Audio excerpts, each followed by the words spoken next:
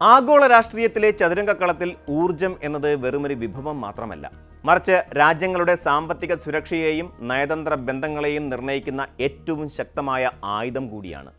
ലോകത്തിലെ ഏറ്റവും വലിയ മൂന്നാമത്തെ എണ്ണ ഇറക്കുമതി രാജ്യമായ ഇന്ത്യയെ സംബന്ധിച്ചിടത്തോളം അന്താരാഷ്ട്ര വിപണിയിലെ ഓരോ ചലനവും ആഭ്യന്തര വിപണിയിൽ വലിയ ചലനങ്ങൾ സൃഷ്ടിക്കാറുണ്ട്. കഴിഞ്ഞ കുറച്ച് വർഷങ്ങളായി ഇന്ത്യയുടെ ഊർജ്ജ സുരക്ഷയിൽ റഷ്യ വഹിച്ച പങ്ക് വളരെ വലുതായിരുന്നു. എന്നാൽ ഇപ്പോൾ പുറത്തു വരുന്ന വാർത്തകൾ സൂചിപ്പിക്കുന്നത് റഷ്യയുമായുള്ള ഈ മധുവിധു കാലം അവസാനിക്കുകയാണ് എന്നാണ്. യുക്രൈൻ യുദ്ധത്തെ തുടർന്ന് റഷ്യൻ എണ്ണയ്ക്ക് ലഭിച്ചിരുന്ന വൻതോതിലുള്ള ഡിസ്കൗണ്ടുകൾ അപ്രത്യക്ഷമാവുകയും പകരം അന്താരാഷ്ട്ര വിപണി വിലയേക്കാൾ ഉയർന്ന വില നൽകേണ്ടി വരികയും ചെയ്യുന്ന സാഹചര്യമാണ് നിലവിലുള്ളത്. ഇത് ഇന്ത്യൻ സമ്പദ് വ്യവസ്ഥയെ സംബന്ധിച്ചിടത്തോളം വലിയൊരു വെല്ലുവിളിയായി മാറിയിരിക്കുന്നു. യുക്രൈൻ അധിനിവേശത്തെ തുടർന്ന് പാശ്ചാത്യ രാജ്യങ്ങൾ റഷ്യയ്ക്ക് മേൽ ഏൽപ്പിച്ച കടുത്ത സാമ്പത്തിക ഉപരോധങ്ങൾ ഇന്ത്യക്ക് ഒരു വലിയ അവസരമാണ് തുറന്നു നൽകിയിരുന്നത്. റഷ്യൻ എണ്ണയ്ക്ക് വിപണി കണ്ടെത്താൻ പ്രയാസപ്പെട്ട മോസ്കോ ഇന്ത്യയെപ്പോലെയുള്ള വലിയ ഉപഭോക്താക്കൾക്ക് വൻതോതിൽ വിലക്കിഴിവ് വാഗ്ദാനം ചെയ്തു. ഒരു ബാരൽ എണ്ണയ്ക്ക് അന്താരാഷ്ട്ര വിലയേക്കാൾ $10 മുതൽ $15 വരെ കുറഞ്ഞ നിരക്കിലാണ് ഇന്ത്യ കഴിഞ്ഞ കാലങ്ങളിൽ റഷ്യയിൽ നിന്ന് ക്രൂഡ് ഓയിൽ വാങ്ങിയിരുന്നത്. ഫെബ്രുവരി മാസത്തിൽ പോലും ബാരലിന് $13 വരെ ഇളവ് ലഭിച്ചിരുന്നു. എന്നാൽ ഇപ്പോൾ ചിത്രം പൂർണ്ണമായും മാറിയിരിക്കുകയാണ്. ബ്രന്റ് ക്രൂഡ് ഓയിൽ ബാരലിന് $92.69 വ്യാപാരം നടക്കുമ്പോൾ റഷ്യൻ എണ്ണയ്ക്ക് ഇന്ത്യ നൽകേണ്ടി വരുന്നത് $96 മുതൽ $97 വരെയാണ്. അതായത് നേരത്തെ ഡിസ്കൗണ്ട് ലഭിച്ചിരുന്ന സ്ഥാനത്ത് ഇപ്പോൾ $4 മുതൽ $5 വരെ അധികം, അതായത് പ്രീമിയം നൽകേണ്ടി വരുന്നു. എന്തുകൊണ്ടാണ് ഇത്തരമൊരു മാറ്റം പെട്ടെന്നുണ്ടായത് എന്ന് പരിശോധിക്കുമ്പോൾ സങ്കീർണമായ പല കാരണങ്ങളും നമുക്ക് കാണാൻ സാധിക്കും. പശ്ചിമേഷ്യയിൽ നിലനിൽക്കുന്ന സംഘർഷാവസ്ഥയാണ് ഇതിൽ പ്രധാനപ്പെട്ട ഒന്ന്. ഹോർമൂസ് കടലിടുക്ക് വഴിയുള്ള എണ്ണ വിതരണം തടസ്സപ്പെട്ടതോടെ ലോകമെമ്പാടുമുള്ള എണ്ണ വിതരണ ശൃംഖലയിൽ വലിയ അനിശ്ചിതത്വം രൂപപ്പെട്ടു.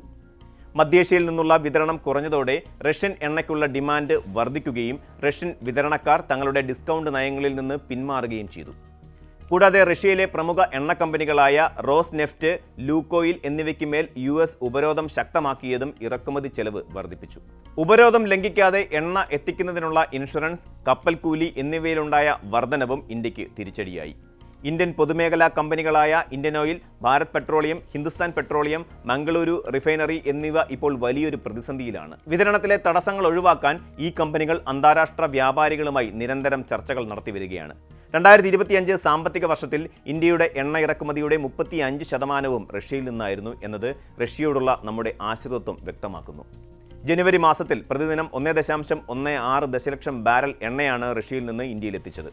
ഉപരോധങ്ങൾക്കിടയിലും ഏപ്രിൽ 3 വരെ റഷ്യൻ എണ്ണ വാങ്ങാൻ US അനുമതി നൽകിയിട്ടുണ്ടെങ്കിലും ഉയർന്ന വില നൽകേണ്ടി വരുന്നത് രാജ്യത്തിൻ്റെ ധനക്കമ്മിയെയും വിദേശ നാണ്യ ശേഖരത്തെയും ബാധിക്കാൻ സാധ്യതയുണ്ട്.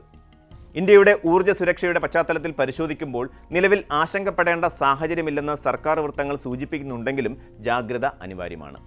ഇന്ത്യയുടെ കയ്യിൽ നിലവിൽ ക്രൂഡ് ഓയിലായും പെട്രോൾ ഡീസലായും ഏകദേശം 250 ദശലക്ഷം ബാരൽ എണ്ണയുടെ ശേഖരമുണ്ട്. ഇത് രാജ്യത്തിൻ്റെ 7-8 ആഴ്ചത്തെ ഉപയോഗത്തിന് മതിയായതുമാണ്.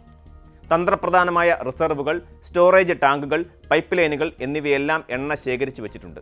കേവലം ഒരു രാജ്യം എന്നതിലുപരി ഏകദേശം 40 രാജ്യങ്ങളിൽ നിന്നായി എണ്ണ വാങ്ങുന്ന ഇന്ത്യയുടെ തന്ത്രം വലിയൊരു പരിധിവരെ ആഗോള വിപണിയിലെ അസ്ഥിരതയെ പ്രതിരോധിക്കാൻ സഹായിക്കുന്നുണ്ട്.